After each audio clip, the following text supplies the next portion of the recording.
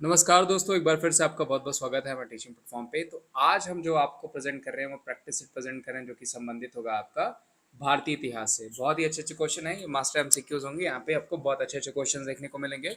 आज तकरीबन मैं आपको 35 से लेकर के 38 जो है कोई एमसीक्यूज़ प्रेज़ेंट करूँगा। कल 25 था, उसके भी 5 क्वेश्चंस मैंने ऐड कर दिए यहाँ पे।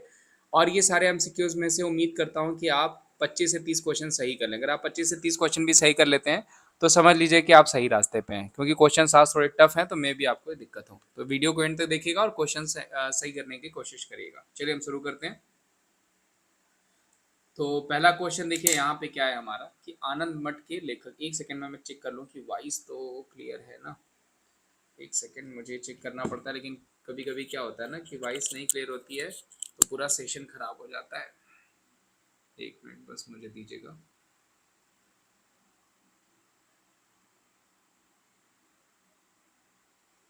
सेकंड।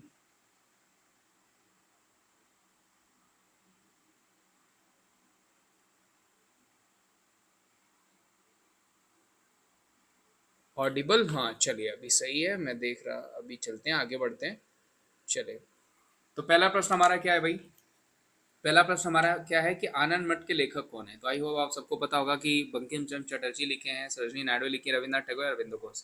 तो जो सही आंसर हो जाएगा वो हो जाएंगे बंकिम चंद्र चटर्जी के द्वारा लिखा गया है आपका आनंद मठ। Very very important question.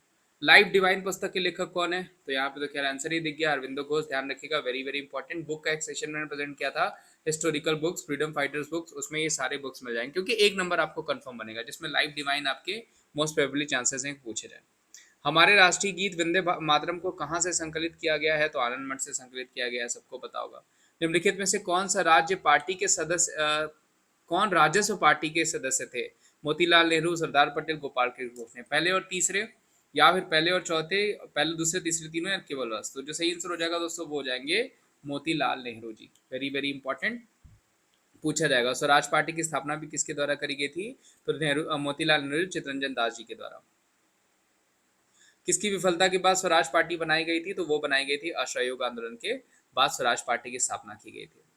किसने अखिल भारतीय दलित वर्ग महासंघ की स्थापना 1920 में की थी। गोपाल कृष्ण गोखले जी ने की थी, मोहनदास करमचंद गांधी जी ने की थी, भीमराव अम्बेडकर ने की थी, ज्योतिबा फुले ने की थी। तो जो सही आंसर हो जाएगा वो हो जाएगा भीमराव अम्बेडकर जी के द्वारा किया गया था। चंपारण का सत्याग्रह का संबंध किससे था। प्लेग से था, नील की खेती से था, कपास से था, या मिल मालिकों से संबंधित था। तो जो सही आंसर हो जाएगा दोस्तों वो हो जाएगा नील की खेती से संबंधित था। पंचशील का सिद्धांत निम्नलिखित में से क्या नहीं है। शांतिपूर्ण सहअस्तित्व, गुट निरपेक्षता, एक दूसरे के आंतरिक मामलों में पारस्परिक हस्तक्षेप, या फिर उपयुक्त में से कोई नहीं। तो जो सही आंसर हो जाएगा दोस्तों वो हो जाएगा गुट निरपेक्षता। Which of the following is not the principle of Panchsheel, that is गुट निरपेक्षता। किसने कालिदास की प्रसिद्ध रचना शकुंतला का अंग्रेजी में अनुवाद किया था। कालिदास की प्रसिद्ध रचना जो है शकुंतला का अंग्रेजी में अनुवाद किसने किया था। जोन्स ने किया था, विकिंग्स ने किया था, कोलब्रुक ने किया था, या फिर वोल्फांग गेट ने किया था। तो जो सही आंसर हो जाएगा वो हो जाएगा आपका विलियम जोन्स। हंटर कमीशन की रिपोर्ट में विकास पर विशेष जोर दिया गया। बालिकाओं की शिक्षा पे, उच्च शिक्षा को, प्राथमिक शिक्षा को, या तकनीकी शिक्षा को। तो जो सही आंसर हो जाएगा वो हो जाएगा आपका प्राथमिक शिक्षा को। सैंडलर आयोग संबंधित था किससे। वेरी वेरी इंपॉर्टेंट, ध्यान रखिएगा, आपको पूछा जा सकता है, वेरी वेरी रेयर क्वेश्चन भी। सैंडलर कमीशन किससे संबंधित हो जाएगा। तो वो हो जाएगा आपका शिक्षा से संबंधित। किसके काल में भारत में अंग्रेजी शिक्षा की प्रारंभ की गई। William Bentinck, Hardinge, Minto, Dalhousie. Very easy, वो हो जाएगा आपका विलियम बेंटिंग। ध्यान रखिएगा, क्वेश्चन यहाँ से पूछा जाता है। भारत का पहला governor general. Deccan educational society की स्थापना से संबंधित कौन था। रनाडे थे, या फिर फिरोज मेहता थे, बाल गंगाधर तिलक, या दयानंद सरस्वती। तो डेक्कन एजुकेशनल सोसाइटी की स्थापना से संबंधित कौन था। तो वो थे बाल गंगाधर तिलक जी। ध्यान रखिएगा, इनकी किताब पूछी जाती है आपको गीता रहस्य, और मराठा न्यूज़पेपर भी, ठीक है, केसरी मराठा, ये सब पूछा जाता है। भारत की संविधान सभा किसके अनुसार गठित की गई। माउंटबेटन योजना, कैबिनेट मिशन योजना, क्रिप्स मिशन प्रस्ताव, या साइमन आयोग का प्रस्ताव। तो वो हो जाएगा आपका 1946। 1946 वो हो जाएगा आपका कैबिनेट मिशन।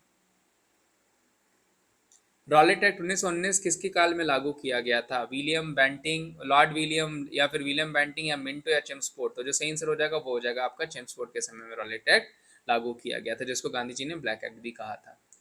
भारत के लिए संविधान बनाने वाली संविधान सभा किस वर्ष स्थापित की गई थी। 1948 में, 1947 में, 1949 में, 1946 में। तो अभी जस्ट मैंने आपको बताया है 1946 में। परिसंघ बनाने का विचार सर्वप्रथम किसने प्रस्तावित किया था? माउंटेन चेम्सफोर्ड ने, या फिर मिंटो ने, या फिर भारतीय शासन अधिनियम ने, या फिर आपका जो उपयुक्त में से कोई नहीं। तो जो सही आंसर हो जाएगा वो हो जाएगा भारतीय शासन अधिनियम। निम्नलिखित में से किसने रैयतवाड़ी बंदोबस्त लागू किया था? आंध्र प्रदेश और पंजाब, मद्रास और बंबई, उत्तर पश्चिमी प्रांत और पंजाब, या फिर बंगाल और बिहार। तो जो सही आंसर हो जाएगा वो हो जाएगा मद्रास और बंबई। दादा भाई नौरोजी के अनुसार स्वराज का अर्थ क्या था? तो स्वराज का अर्थ क्या होता था? आंतरिक व्यवस्था, पूर्ण स्वतंत्रता, राजनीतिक स्वतंत्रता या स्वशासन। तो जो सही आंसर हो जाएगा वो हो जाएगा आपका स्वशासन। किस अधिनियम की महत्वपूर्ण विशेषता प्रांतीय स्वायत्ता थी? तो वो हो जाएगा आपका 1935 का अधिनियम। भारत में प्रांतीय स्वायत्ता सुरक्षा की गई थी, स्वायत्ता शुरू कब करी गई थी? जो ऑटोनॉमी, प्रोविजनल ऑटोनॉमी, वो कब शुरू करी गई थी? आपकी भारत सरकार अधिनियम 1919, भारतीय सरकार अधिनियम 1947, भारतीय परिषद अधिनियम 1909 या भारतीय सरकार अधिनियम 1935। जस्ट मैंने आपको बताया, तो वो क्या हो जाएगा?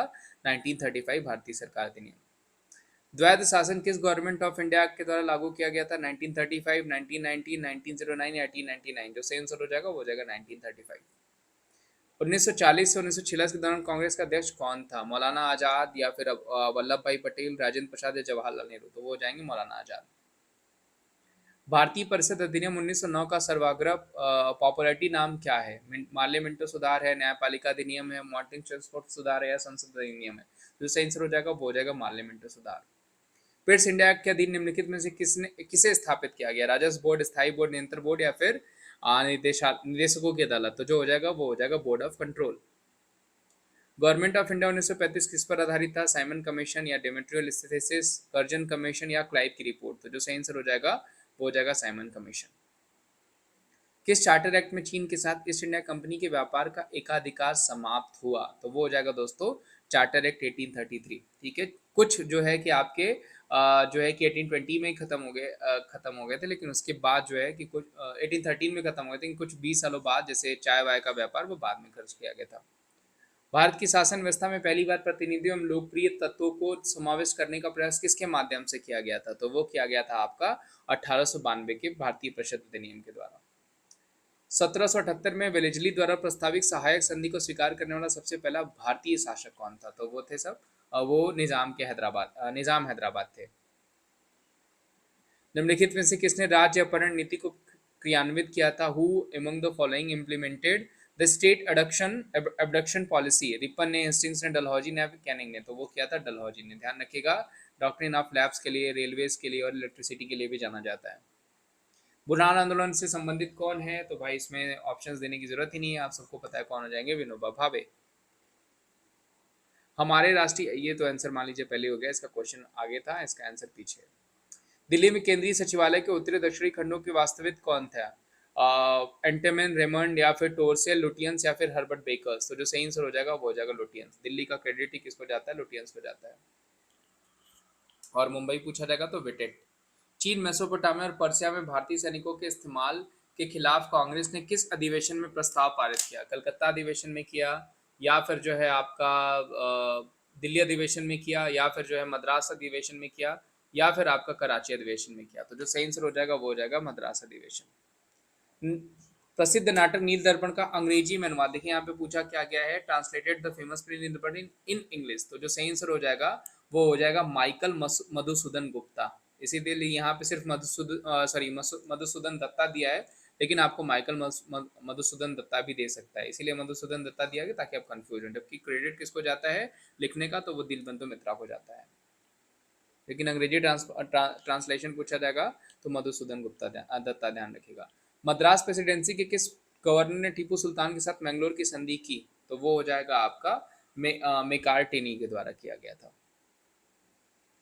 भारत में आधुनिक शासन की शुरुआत किसने की थी? मुगल ने, ब्रिटिशों ने, पुर्तगाली ने, फ्रांसीसियों ने। तो जो आंसर हो जाएगा वो हो जाएगा ब्रिटिशर्स ने किया था। द्वितीय युद्ध के दौरान भारत के किस केंद्र शासित प्रदेश पर जापान का कब्जा था? तो वो हो जाएगा आपका अंडमान और निकोबार द्वीप समूह। निम्नलिखित में से कौन गुरु नानक का उत्तराधिकारी था? अंगद, अर्जुन, अमरदास या रामदास। तो जो सही आंसर हो जाएगा वो हो जाएगा आपका अंगद। बंगाल में मुस्लिम पुनर्जागरण का पिता किसे कहा जाता था? सर सैयद अहमद खान को, आमिर अली को, अब्दुल लतीफ खान को, या सलीमुल्लाह खान को। तो जो सही आंसर हो जाएगा वो हो जाएंगे अब्दुल लतीफ खान। तो दोस्तों ये आज आपके तकरीबन 38 क्वेश्चंस थे।